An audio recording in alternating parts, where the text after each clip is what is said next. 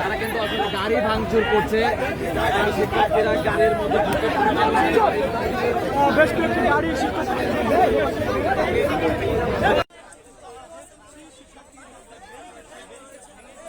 সামনে যে গ্লাস আছে অর্থাৎ পাশে সাইডের যে গ্লাসটা আছে সেটি ভেঙে ফেলা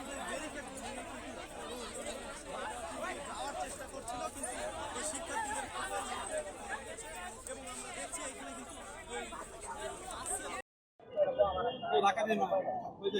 রেডি। আচ্ছা, আজকে আমরা সকাল থেকে এখন বাজে কয়টা? 7:40 বাজে আমরা সেই সকাল থেকে এখানে অবস্থান নিচ্ছি।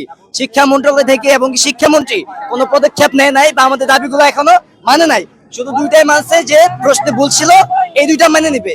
আমরা বলছি কালকে পরীক্ষা স্থগিত করতে, তিনি করে নাই। যদি কালকে পরীক্ষা নেয়, রাতের মধ্যে যদি স্থগিত না করে, যদি কালকে পরীক্ষা নেওয়ার পর আমাদের পরীক্ষা খারাপ হয়, তাহলে আমরা ঠিক কালকে 2টার দিকে এই বিএনএস সেন্টারে আবার আজকে থেকে কঠোরভাবে আমরা অবস্থান নিব।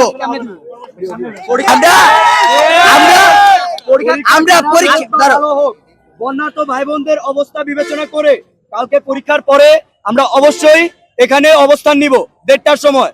কারণ আমাদের উপর দিয়ে যা গিয়েছে আজকে, তারপরে যেহেতু সিদ্ধান্ত মেনে নেওয়া হয় নাই, এখানে কঠোর কিছু ব্যবস্থা নেওয়া হচ্ছে। আমরা যা বুঝতে পারছি, আমরা পরীক্ষা দেওয়া মাত্র এখানে আসবো। পরীক্ষা যদি স্থগিত না করা হয়, আজকে রাতে গিয়ে যদি দেখি পরীক্ষা স্থগিত করা হয়নি, তাহলে আমরা কালকে পরীক্ষা দিয়ে এসে অবশ্যই গুরুতর ব্যবস্থা নিব এবং আমাদের দাবি থাকবে এক, দফা থাকবে এক, যে শিক্ষামন্ত্রীর পদত্যাগ। আমাদের কালকে আজকে রাতের মধ্যে যদি পরীক্ষা স্থগিত না করে, আমরা কালকে এক দফা এক দাবি নিয়ে নামবো, শিক্ষামন্ত্রীর পদত্যাগ নিয়ে।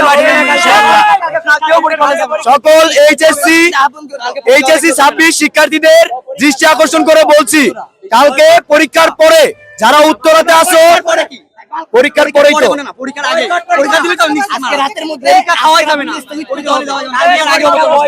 এটা পরীক্ষার পরেই করতে হবে, পরীক্ষার পরে করা যাবে না। সকল শিক্ষার্থীদের দৃষ্টি আকর্ষণ করছি, কালকে পরীক্ষা দেওয়ার পরে 1:30টা বাজে সবাই বিএনএস সেন্টার অবস্থান নিব। সবাই এটাই বলছে যে পরীক্ষার পরে, কারণ কি পরীক্ষা না দিয়ে তুমি যদি আসতে চাও, অনেকের